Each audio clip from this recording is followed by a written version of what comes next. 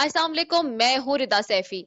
नाजरीन, पाकिस्तान के अंदर हमेशा से जो भी हालात होते हैं, अमूमी तौर पर आप देखते हैं कि पाकिस्तानी टॉक शोज जो हैं, वो पाकिस्तानी सियासत और उन हालात के ऊपर ही फोकस करते हुए लेकर अपने प्रोग्राम को चलते हैं। लेकिन न्यूज़ लाइन विद रिदा सैफी जब आगाज किया आज से 3 साल कबल, तो उस वक्त ना सिर्फ हमने पाकिस्तानी सियासत और पाकिस्तानी मामलात पर बात करी, बल्कि बैनुल अक़वामी सतह पर जो पाकिस्तान के मसाइल हैं, जो पाकिस्तान के दोस्त हैं, जो पाकिस्तान की सफारतकारी है, जो दूसरे दीगर ममालिक के जो मसाइल हैं, खास तौर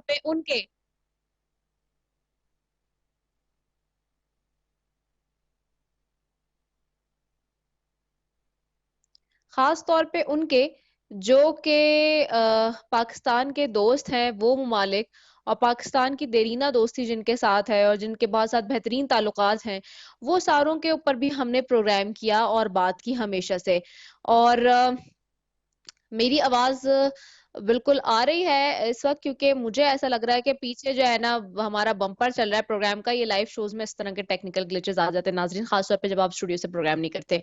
अच्छा, दूसरा ये कि नाज़रीन, तो हमने कोशिश करी इस प्रोग्राम के ज़रिए के पाकिस्तान के ना सिर्फ मसाइल और चीज़ों को उजागर करें, बल्कि दुनिया में जो पाकिस्तान के दोस्त हैं, जो मामलात हैं, जो मसाइल हैं, उनके ऊपर भी काम करें। और ऐसे ही ज़मन में हमने पाकिस्तान और चाइना के ताल्लुकात के हवाले से हमेशा प्रोग्राम किए, उसके ऊपर बात की, उसके ऊपर रिपोर्टिंग की। इस प्रोग्राम में आपने देखा, साथ ही चाहे कोविड हो या फिर सी पैक का मामला हो, ऐसे तमाम तर मामलात में पाकिस्तान के साथ चाइना का बेहतरीन दोस्त, जो कि दरीना दोस्त है, उसने हमेशा से पाकिस्तान के साथ जितने भी अच्छे इकदाम किए, शाना बशाना हम खड़े रहे और उसको ब्रह्मा बरह्मा रिपोर्ट करते रहे आपको। इसी जमन में चाइनीज गवर्नमेंट ने और चाइनीज कौंसल जनरल ने पाकिस्तान के अंदर जिन लोगों ने अपने अपने शोबाजात में, चाहे वो सहाफत से ताल्लुक रखते हों, मीडिया से, या वो फिर किसी बिजनेस फोरम से ताल्लुक रखते हों, या दीगर अपने अपने शोबाजात के अंदर पाकिस्तान और चाइना के हवाले से काम किया, तो उसकी बेहतरीन तरीके से उस परफॉर्मेंस को जांचने के लिए, उसको अप्रिशिएट करने के लिए पाकिस्तानियों के लिए उन 45 लोगों का चुनाव किया जिन्होंने बेहतरीन तरीके से खिदमत अंजाम दी पाकिस्तान और चाइना के माबैन। और उसमें इस नाचीज रिदा सैफी का भी नाम शामिल था। और जुमे के रोज ये तकरीब हुई है, और चाइनीज कॉन्सुलेट के अंदर कराची में। और इसके अंदर ये एजाज हासिल रहा कि K21 के इस प्रोग्राम को बतौर मेजबानी करते हुए मुझे 3 साल हो गए हैं। और यहाँ पर इस प्लेटफॉर्म को खास तौर पे हमारे चैनल ने और हमने अपनी एडिटोरियल पॉलिसी में हमेशा इन तमाम तर चीजों को हिस्सा बनाया, और उसी के ऊपर एक अवार्ड सेरेमनी हुई, और हमें जो है वो हमारी जो सारी खिदमात थी उनको रिकॉग्नाइज किया गया, उनको अप्रिशिएट किया गया। क्या हुआ, उस तकरीब का अहवाल क्या है, सबसे पहले आज प्रोग्राम में वो शामिल कर लेते हैं।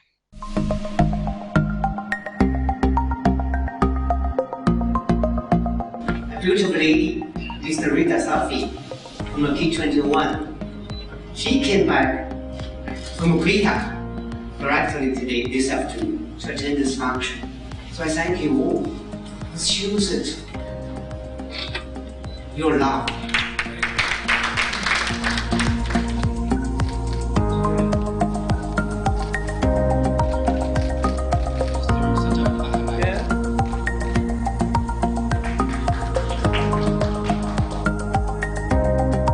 इस वक्त मैं कराची में चाइना कॉन्सुलेट के अंदर मौजूद हूँ, और आज यहाँ पर एक ऐसी तकरीब मुनक्किद हुई जो कि अपने अंदर एक मुनफरिद तकरीब रखती है। उसकी वजह यह है कि हम माशरे में देखते हैं कि जब भी कोई काम होता है ख़ास तौर पे, तो उसको अप्रिशिएट करने के लिए बहुत ज़रूरी होता है कि लोगों की जो उनकी जो खिदमात होती हैं उनको सराहना। सो ऐसी ही एक तकरीब आज चाइनीज़ कॉन्सुलेट के अंदर हुई, जो कि चाइनीज़ कौंसल जनरल और चाइनीज़ गवर्नमेंट के ताउन से हुई। और वो तमाम लोग पाकिस्तान के अंदर जो मुख्तलिफ फील्ड में पाकिस्तान और चाइना के रिलेशंस के हवाले से काम कर रहे हैं, एफर्ट्स कर रहे हैं, मेहनत कर रहे हैं, उनको आज सराहा गया है और उन सब की खिदमात को आज रिकग्नाइज किया गया है चाइनीज़ कौंसल जनरल की तरफ से। तो उनकी तरफ चलते हैं और उनसे बात करते हैं। Thank you so very much excellency. Thank you. For giving us your precious time. Excellency, indeed, it is a very great moment for all Pakistanis who has contributed their efforts in their fields regarding the Pakistan and promoting the Pakistan and China's relationship. And of course, this today event which we are celebrating is the result of that. So, how do you see this relationship, this coordination, this cooperation of all Pakistanis regarding the China? I may say that this we call it the strategic partnership of all weather.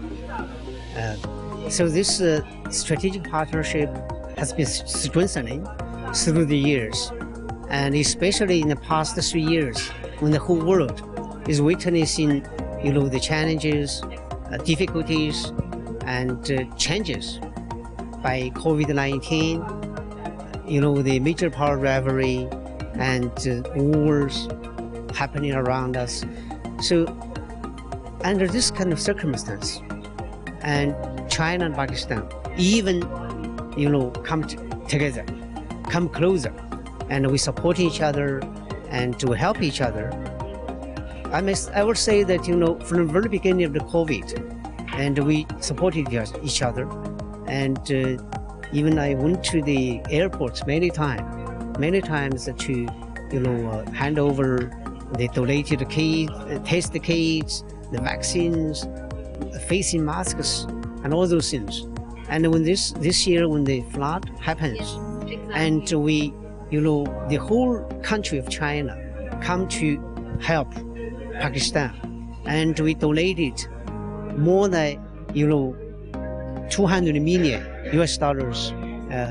cash or in terms of material and some other support. So this shows the strong, foundation and the strong ties between our two peoples. Whenever each side are facing difficulties and the other side is coming up, help us. And we remember clearly in 2008 when China, suffered the unprecedented, earthquake, and whole Pakistan, you only have 5,000 tents, but you transported all the tents to China, give us the support, and let our people in the earthquake, the epicenter of the earthquake, they have shelter. They have the shelter, and whenever we mention about the shelter comes from where, and the people say from Pakistan. So that is Pakistan is the big name in China, in Chinese people's heart, and vice versa. So we are doing that.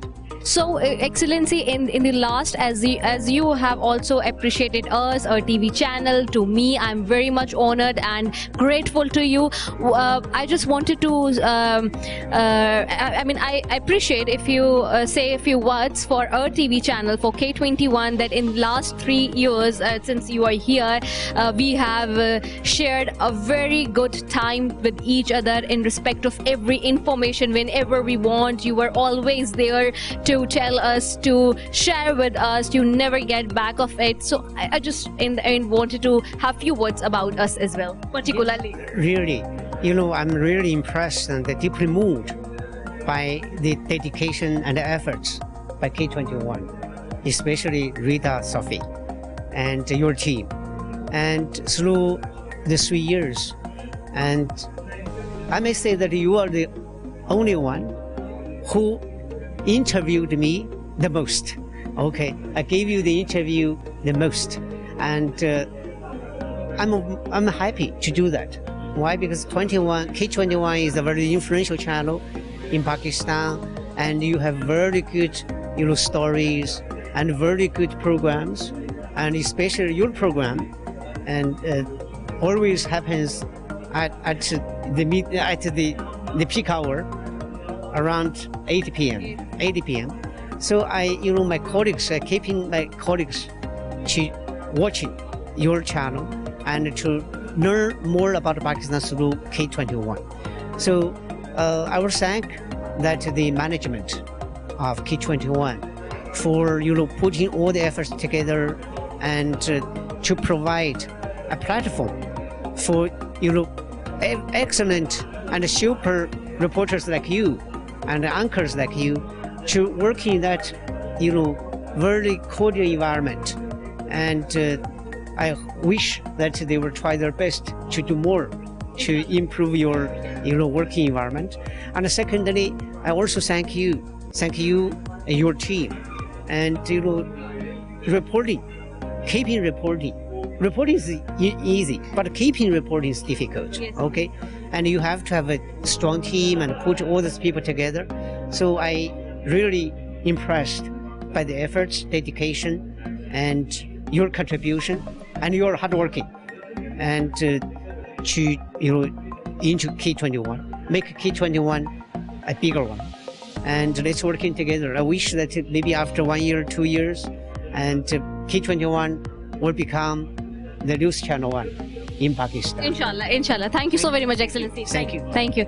So, as you know, people, we had Consul General with us of China, and he were actually saying very good words for us.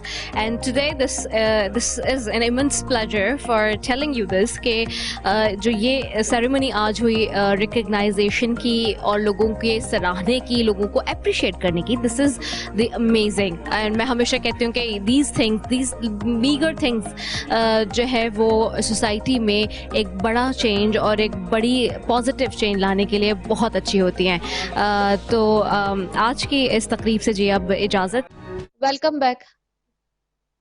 Welcome back नाजरीन, और ये भी वापस आ गए इस segment से. और जैसे कि आपने देखा तो ये नाजरीन जो कि अवार्ड मिला है हमें, और उसमें डेफिनेट सी बात है इस सब में हमारी पूरी टीम, पहले तो मेरी अपने पूरे जो मेरा प्रोग्राम है न्यूज़ एंड विद सैफी जिसको आप देख रहे हैं 3 साल से, उसमें उसके पीछे सिर्फ मैं नहीं, एक पूरी इंटायर टीम होती है जिसकी पूरी एफर्ट होती है. और उन तमाम लोगों की वजह से, उन तमाम लोगों के सपोर्ट की वजह से, उन तमाम लोगों की मेहनत की वजह से दिस हैपेंस जो कि आप के सामने आज हुआ, जो चाइना ने, कौंसल जनरल ने हमारी तारीफ की, फिर प्लस हमारे चैनल का जिस तरह से उन्होंने बार बार कहा.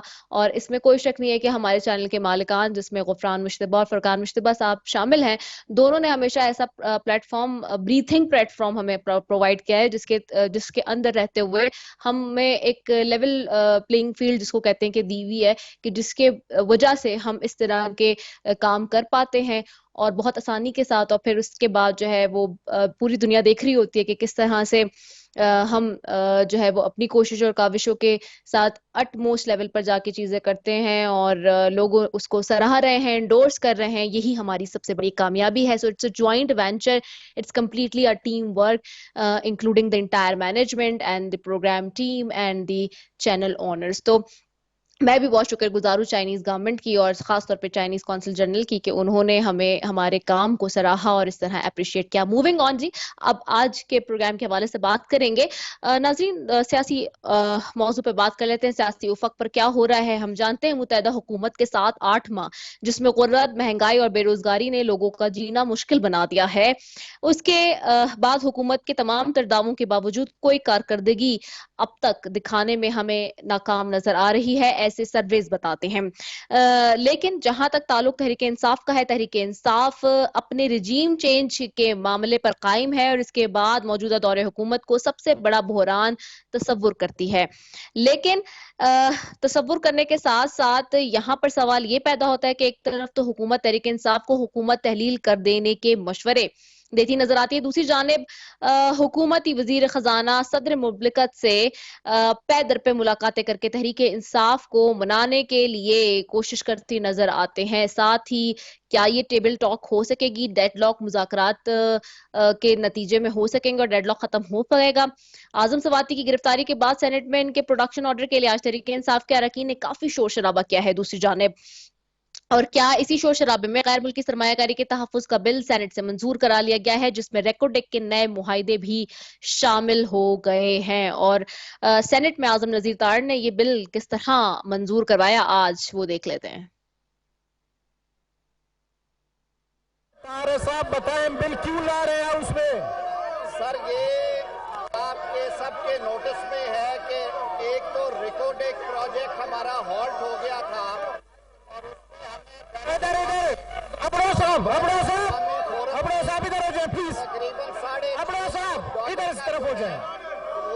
हमारे पे जुर्माने आयद हुए, सेटलमेंट की, ये सर 30 इधर इधर हो जाए अब्रो साहब, इधर हो जाए प्लीज अब्रो साहब, 20 अरब डॉलर प्लीज इस तरफ हो जाए, मुनाफे हैं जो प्लीज इस तरफ हो जाए प्लीज। को जाएंगे।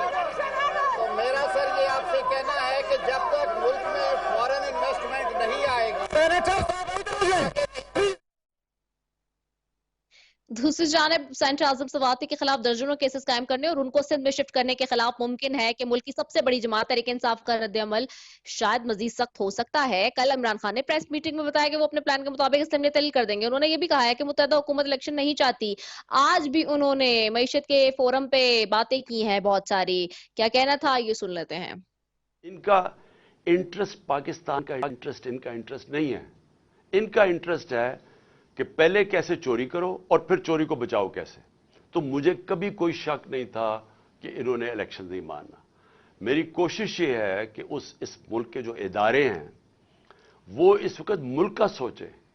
ये मैं इमरान खान अपना नहीं सोच रहा, मुझे अपने मुल्क का खौफ आया हुआ है। और अगर ये मुल्क खुदा ना खास्ता जिस तरफ तेजी से जा रहा है, जो दुनिया कह रही है आपके डिफॉल्ट की तरफ जा रहा है, अगर ये उधर चला गया, अगर किसी ने मसलन ये होप कर रहे हैं कि आईएमएफ या चाइना बेल आउट कर देगी, अगर उन्होंने ना किया तो ये मुल्क की जो हालात होंगे, ये सारा मुल्क इफेक्ट होगा। हर वो आदमी जिसका जीना मरना पाकिस्तान में वो इफेक्ट होगा, सिवाय वो जिन्होंने डॉलर्स में अपने पैसे बाहर। दूसरी जानिब हुकूमत के लिए हर नया आने वाला दिन एक नया महाज खोल रहा है। मईशत तो उनके हाथ में है ही नहीं, लगता ऐसे है जैसे कि कर्जों की अदायगी के लिए भी एक एक दर पर मारे फिरते हैं। मगर वजीर आजम आजाद कश्मीर के साथ वजीर आजम शहबाज शरीफ की तलखलामी के बाद अब नया कट्टा खुल चुका है। वजीर आला गिलगित बल्तिस्तान और केपी ने भी हुकूमत के खिलाफ महाज बना लिया है। फंड्स ना मिलने और लोड शेडिंग जैसे मसाइल ना होने की वजह से आज वजीर आला गिलगित बल्तिस्तान ने प्रेस मीटिंग में क्या कहा है वो भी सुन लेते हैं।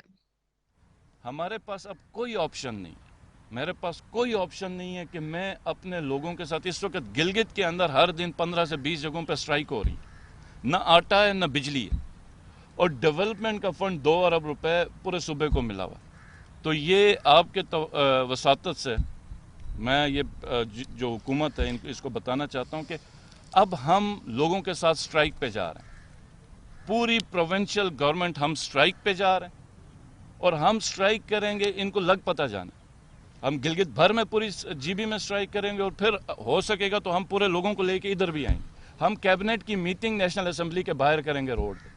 मतलब इन्होंने मजाक बना के रख दिया। अब सवाल यह है कि मौजूदा हुकूमत इंतखाबात की तारीख देने में ऐसी हिचकिचाहट क्यों दिखा रही है। सवाल यह भी है कि अवाम की परेशानियां दूर करने के दावों पर आने वाली हुकूमत को अवाम की परेशानियां क्यों नजर नहीं आ रही हैं।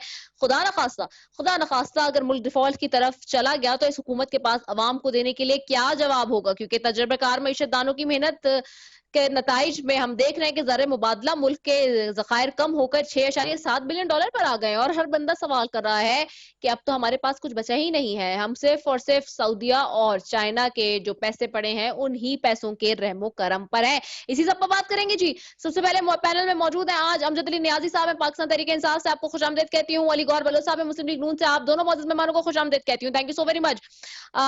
Moving towards you Ali Gauhar Bloch साहब, सबसे पहले आपकी तरफ आऊंगी। अली गौहर बलोच साहब, बड़ा ही किस्म का इस वक्त सिचुएशन जो है इकोनॉमी के हवाले से वो बहुत ज्यादा अलार्मिंग है, कंसर्नफुल है, क्योंकि 6.7 बिलियन डॉलर हमारे पास रह गए हैं, जिनमें से 6 तो हमें पता है कि 3 सऊदिया 3 चाइना के हैं। और जो बात और जो कंसर्न सब लोग जाहिर कर रहे हैं कि कहां पर जब ये हुकूमत आई थी तो कितने पैसे थे और कहां पहुंच गए हैं, इस सब की जिम्मेदार जो इस महीनों के अंदर अंदर रिजर्व्स कम हुए हैं, उसके जिम्मेदार आखिरकार कौन है?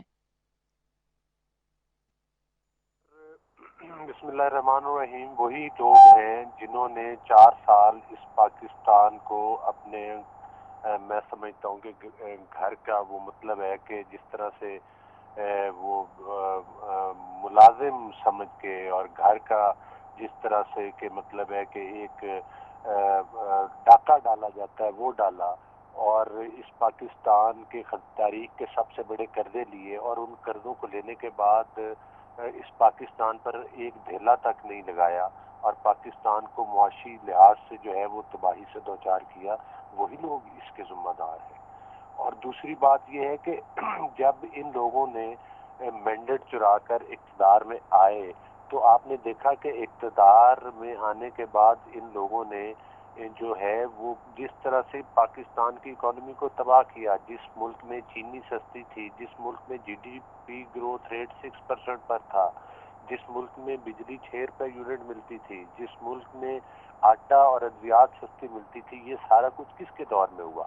ہاں یہ بات ٹھیک ہے، لوگ کہتے ہیں کہ ابھی بھی معاشی حالات ٹھیک نہیں ہوئے، یہ بات درست ہے کہ ابھی تک بھی ٹھیک نہیں ہوئے، لیکن یہ اسی چیز کے آفٹر ایفیکٹس ہیں جس طرح سے اس پاکستان کے اتنے بڑے پاکستان کی تاریخ میں 70 سالہ تاریخ میں جو ہیں وہ مطلب ہے کہ جو قرضے سب سے زیادہ لیے گئے ان کا پاکستان میں تو کوئی وجود نظر نہیں آتا، کہیں پر کوئی ایک اینٹ نظر نہیں آتی۔ ہاں البتہ اگر نظر آتے ہیں تو کرپشن کے بڑے بڑے سکینڈل سے نظر آتے ہیں، جس میں BRT پشاور کا سکینڈل ہے، جس میں ادویات کا سکینڈل ہے، جس میں آٹا چینی کا سکینڈل ہے۔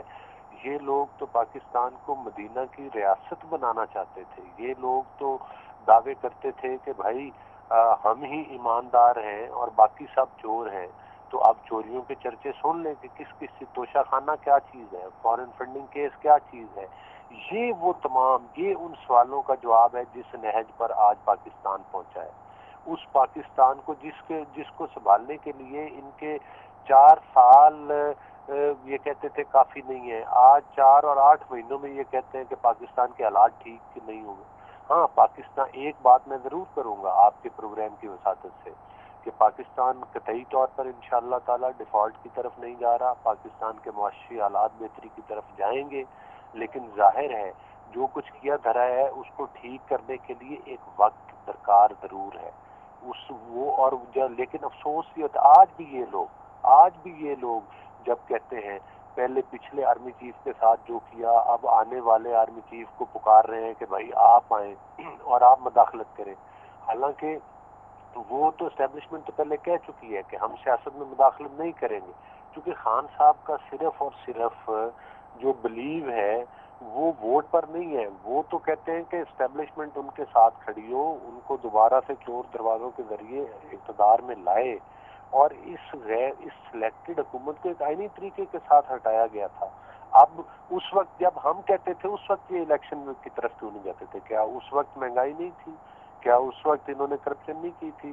آج جب یہ صرف مرکز کی حد تک اقتدار سے الگ ہوئے تو دونوں صوبوں میں تو ان کی حکومتیں کبھی کہتے ہیں ملک میں سیاسی انتشار پھیلاتے ہیں، کبھی کہتے ہیں اسمبلیاں ڈیزالو کر دیں گے، کبھی کہتے ہیں استعفے دے دیں گے۔ جہاں سے استعفے دیے جب ان کا استعفیٰ منظور کیا جاتا ہے تو عدالتوں میں چلے جاتے ہیں کہ ہم نے تو استعفیٰ دیا نہیں تھا۔ اسمبلیاں توڑنے کی بات کی، وہ ایک سو کالڈ جو لانگ مارچ لے کر آئے تھے وہ مارچ اسلام آباد تک تو پہنچ نہیں سکا، راستے میں ہی کہیں میرا خیال ہے کہ وہ غائب ہو گیا۔ تو اس کے بعد کہہ کر گئے کہ ہم اسمبلیاں توڑ دیں گے۔ بھائی ہم کسی اسمبلی توڑنے والے نظام کا حصہ نہیں ہے، لیکن اگر آپ توڑ کر الیکشن کروانا چاہتے ہیں تو جی بسم اللہ آپ آئیں، اسمبلیاں توڑیں، کیوں نہیں توڑتے؟ آپ لوگ جو کہہ کر گئے تھے، ظاہر ہے ان کی اپنی صفوں کے اندر دراڑے ہیں، ان کے اپنے لوگ جو ہیں وہ اسمبلیوں سے استعفے نہیں دینا چاہتے، وہ نہیں چاہتے۔ وہ تو KP کی حکومت کے بھی منسٹر صاحب کا بیان آ گیا کہ بھائی ہمارے لوگ خود بھی نہیں چاہتے کہ ہم جو ہے وہ اسمبلیاں ڈیزالو کریں۔ تو یہ مقصد ہے کہ یہ ایک میں سمجھتا ہوں کہ ایک دوگلی پالیسی ہے، اور یہ پاکستان کے عوام کو صرف انتشار کی طرف لے جانا چاہتے ہیں، پاکستان کے عوام کو گمراہ کرنا چاہتے ہیں۔ لہذا پاکستان کے حالات جس میچ پر انہوں نے پہنچائے ہیں ان کو ٹھیک کرنے ایک بڑا چیلنج ہے، اور اس کے لیے ضروری ہے کہ جو وفاقی حکومت ہے اور ایون باقی حکومتیں بھی ہم تو کہتے ہیں کہ اپنا اپنا وقت پورا کریں، پرفارم کریں۔ اور اب ان کو جلدی اسی لیے ہے، ان کو یہ خوف ہے کہ اب معاشی حالات بہتری کی طرف جائیں گے، تو ظاہر ہے یہ اس سے گھبرا کے کہتے ہیں کہ فوری طور پر الیکشن کروا دیے جائیں۔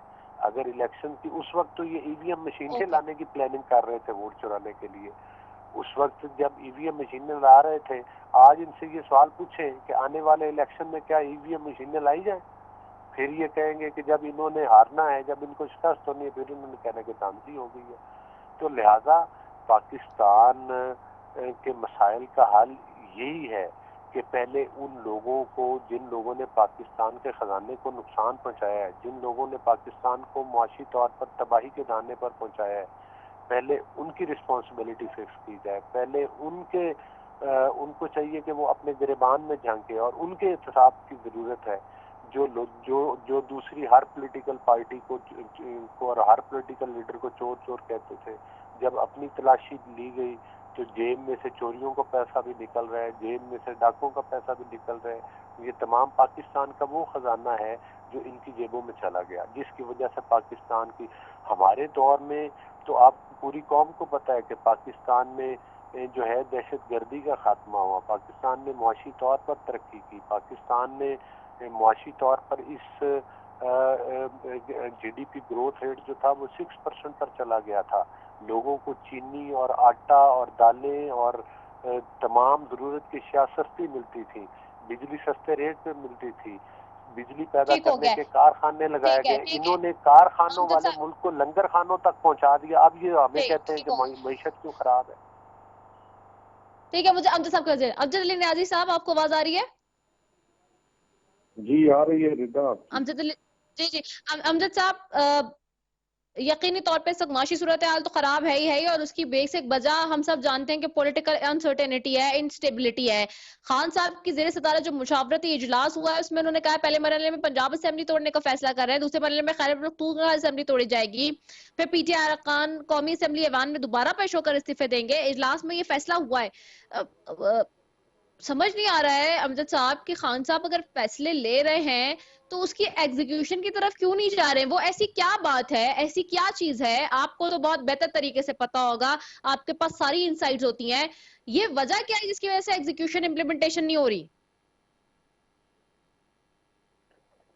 رضا سب سے پہلے تو میں اکانومی کے اوپر بات کروں گا۔ رجیم چینج کے بعد جو جی پاکستان کے اندر آج معیشت کا حال ہے، آپ کے علم میں ہے کہ آج پورٹ پہ تمام آپ کی وہ چیزیں جو پاکستان کی عوام کے لیے انتہائی ضروری ہیں، جیسے کہ میڈیسن ہے، جیسے کہ پولٹری کے جو فیڈ کے لیے ان کی چیزیں تھی، اسٹیٹ سویابین بینک تھا، نے ایل سی دینا یا بند کر دیا، وہ ایل سی نہیں چیزیں، اوپن ہو رہی ہے، یہ حالت ہو گئی ہے اس وقت۔ اور اس کے علاوہ پاکستان کے اندر جو ایل سیز ہیں ضروری تھی وہ بھی رکی ہوئی جی ہیں۔ تو اس حالات میں اب اسٹیٹ بینک، ڈیفالٹ نہیں، اسے ڈیفالٹ کہتے ہیں اور کیا کہتے ہیں۔ اور باقی ہمارے پاس جو جی پیسے ہیں وہ تو اس وقت جو 3 ارب، خود آپ نے بیانی میں کہہ چکے ہیں کہ 3 ارب ہمارا چائنیز کا ہے اور 3 ارب میرے خیال سعودیہ کا ہے، پھر پاکستان کے پیسے کدھر گئے؟ جی تو یہ حال اس وقت، ہم تو 22 ارب ڈالر چھوڑ کے گئے، تو یہ حساب تو ہونا چاہیے اس امپورٹڈ گورنمنٹ سے۔ دوسرا، اور یہ اب کبوتر کی طرح آنکھیں بند کر لیں یا ہمیں پاکستان کے عوام کو بیوقوف بنانے کے چکر میں ہے، لیکن اب پاکستان کی عوام جو ہے وہ بہت آگے جا چکی ہے، ان کو علم ہی نہیں ہے۔ اب بچے کو وہ، آپ اگر عوام میں جائیں نا، ایک ریڈی والا بھی آپ کو خارجہ پالیسی کے اوپر بتائے گا کہ عمران خان کی کیا خارجہ پالیسی تھی اور ان کی کیا ہے۔ ان کو یہ بھی پتا ہے کہ یہ صرف اور صرف اپنے پیسے اور چمڑی بچانے کے چکر میں آئے ہیں، باقی ان کو پاکستان کی معیشت کے ساتھ اور پاکستان کے ساتھ ان کو کوئی لینا دینا نہیں ہے۔ دوسرا، آپ کا یہ کہنا کہ عمران خان ساری چیزیں سمجھ رہے ہیں، بالکل سمجھ رہے ہیں، اسی لیے اناؤنس ایک کر رہا ہم ہے، نے میں یہ کہہ رہی ہوں پھر صرف ان کو موقع اناؤنسمنٹس پر ہے دیا۔ اس وقت تک، ایگزیکیوشن پہ کیوں نہیں میری ہے بات امجد سن لیں صاحب؟ نا، ایگزیکیوشن پہ کیوں نہیں ہے؟ میں بتاتا ہوں نا، دیکھیں 26 ہاں نومبر کا ہم نے اسلام آباد میں راولپنڈی میں کٹ کیا، لاکھوں لوگ آپ نے دیکھے وہاں پہ آئے، اس میں کوئی ڈاؤٹ بھی نہیں ہے۔ ہم نے پھر بھی پاکستان کی مفاد میں بات کی کہ ہم اگر چاہیں تو اگر اسلام آباد کی طرف مارچ کرتے ہیں تو ہمیں روکنے والا کوئی بھی نہ، کوئی بھی، اس تعداد کو کون روک سکتا تھا؟ لیکن ہم نے کہا نہیں، ہم انتشار کی سیاست کبھی بھی نہیں چاہتے، ہم ایک پرامن پروٹیسٹ کرنے آئے ہیں، کرتے رہیں گے۔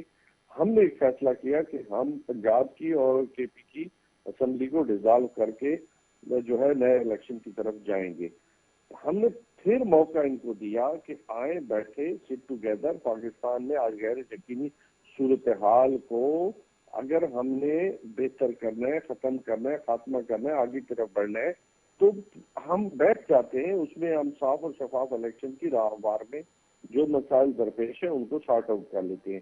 لیکن انہوں نے کہا جی یہ تو پتہ نہیں کیا کرنے چاہ رہے ہیں، کرنے جاتے بھی ہیں، نہیں بھی جاتے، کبھی कहते हैं कि जी वोट ऑफ कॉन्फिडेंस ले आए, कभी कहते जी कि हम हाई कोर्ट सुप्रीम कोर्ट चले जाएंगे, फिर इन्होंने अंदर से तोड़ने की कोशिश की, वो भी ना हो सका। अब इनकी चीजें इनके हाथ में तो है नहीं। अब ये कभी दाएं कभी बाएं चलते हैं, लेकिन हमने फिर भी इनको ऑफर बरकरार रखी।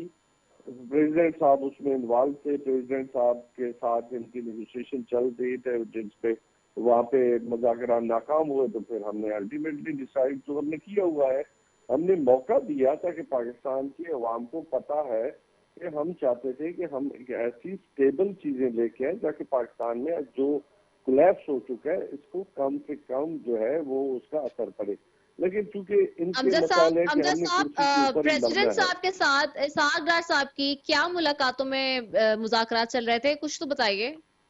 जी उसमें रिदा यही था कि साफ और शफाफ इलेक्शन के ऊपर और इलेक्शन डेट के ऊपर बातचीत ही चल रही थी, और कोई नहीं था कि हम ऐसा सिस्टम लेके आए जिसमें आने वाले इलेक्शन में तमाम पार्टीज जो है उनके लिए एक सेटिस्फैक्ट्री या एक ऐसा इलेक्शन जिसपे पूरी कौम कह सके कि वाकई ये पाकिस्तान की तारीख का वो इलेक्शन हुआ है जिसमें तमाम लोग जो जीतने वाले हैं वो भी कह सकें कि हम वाकई जीते हैं, और हारने वालों को भी पता हो कि हम हार गए, लोगों ने हमें वोट नहीं दिए।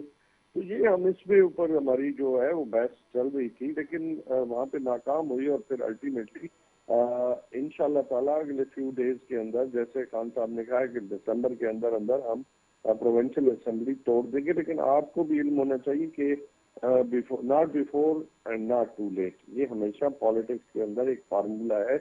ये सियासत में आप वो करते हैं जो आपको सूटेबल टाइम मिलता है, उसी के अंदर डिसीजन को अनाउंस किया जाता है। लेकिन आपको तो देखे ना, एक बात है, आपको हर तरफ से इस वक्त क्रिटिसिज्म का सामना है। अमजद अली नियाजी साहब, आप इस वक्त खान साहब कह रहे हैं, वो पुकार रहे हैं फौज को, वो पुकार रहे हैं अदलिया को, वो कह रहे हैं कि फौज और अदलिया सोचे हम कहाँ खड़े हैं, वो कह रहे हैं ताजिर क्यों खामोश है, वो कह रहे हैं किसान भी एहतजाज करें, वो हर एक को पुकार रहे हैं। लेकिन सवाल यही है कि इसी पे वजीर आजम पाकिस्तान शहबाज शरीफ कह रहे हैं कि जी आपने तो पहले भी फौज को इतना गंदा कर दिया है, आपने जनरल बाजवा के आपके मोहसिन थे, वो आप उनके मोहसिन कश निकले हैं।